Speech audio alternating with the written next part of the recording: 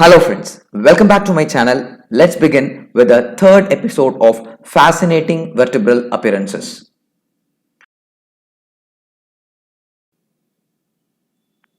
Jigsaw vertebra, also called as tumbling building block spine or also called as Charcot spine, is a result of neurotrophic arthropathy.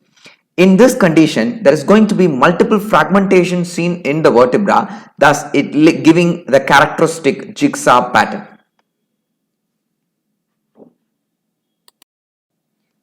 Kissing spine is noted in Bastrop disease. In this condition, there is an increased lordosis with obliteration of interspinous ligament. Thereby, the tips of the spinous process become so close and contagious, giving the appearance of as though the two vertebrae is kissing each other.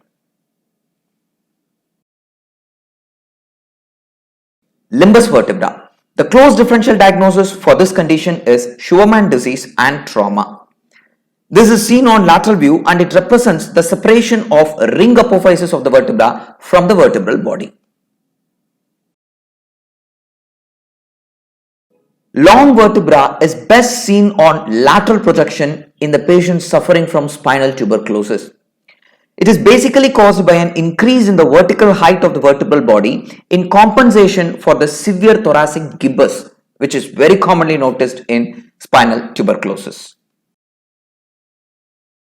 One-eyed vertebra, winking owl vertebra, is seen on AP radiograph of the spine, in which the vertebra represents a unilateral pedicle destruction as seen with osteolytic metastatic carcinoma. So this winking owl vertebra is a characteristic feature for osteolytic metastatic carcinoma.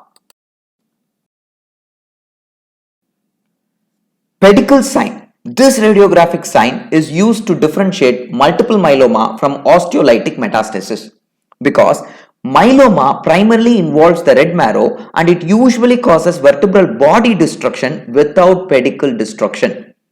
So, whenever there is a vertebral body destruction without pedicle destruction, that points to multiple myeloma, that is what called as a pedicle sign. But if there is a pedicle destruction without vertebral body involvement, then it suggests metastatic carcinoma, especially osteolytic metastatic carcinoma. Picture frame vertebra, also called as window-like vertebra, is a characteristic feature of Paget's disease. This is caused by cortical thickening around the expanded vertebral body, giving this appearance of picture frame. Pig snout vertebra is seen on an oblique radiograph of the lumbar spine. It basically represents a congenital malformation of transverse process, creating an unusual deformity similar to the appearance of the nose of a Scotty dog. But remember, pig snout vertebra is a normal variant and you don't need to bother much about this. Railroad track spine is seen with ankylosing spondylitis. This anomaly is seen on the AP view of the lumbar spine when the apophyseal periarticular ligaments are heavily calcified or ossified. Rat tail deformity. In this picture, you can observe the complete ankylosis of the facet from C2 through C5 vertebra. So, such a severe extensive apophyseal ankylosis in cervical spine is what going to give this characteristic rat tail deformity, and it is seen with juvenile rheumatoid arthritis. Ruger jersey spine. This is commonly seen with renal osteodystrophy, which in turn can lead to a secondary hyperparathyroidism. This appearance is because of a severe osteosclerosis of the superior and inferior end plates with relative lucency in the central portion of the vertebra. This usually mimics the horizontally striped rugby football jersey where those of University College Hospital London, where this appearance was first described.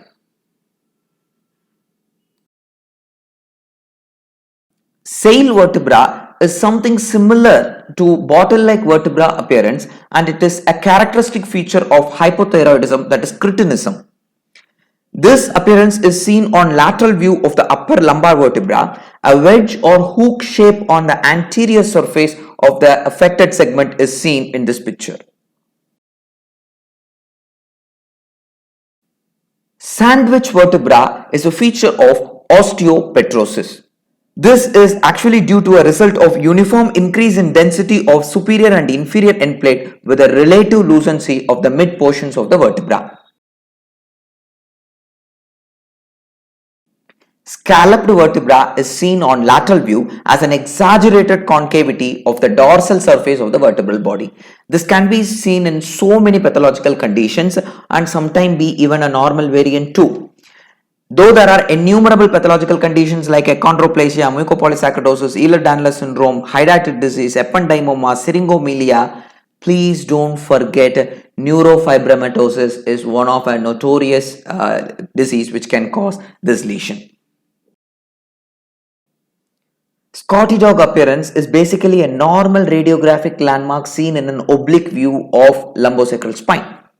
But remember, in the neck of the Scotty dog, if it looks beheaded or if it looks lesioned or if it looks elongated, then you can consider thinking about the lesion extending from spondylolysis to spondylolisthesis, in which the Scottish dog neck appears to be beheaded.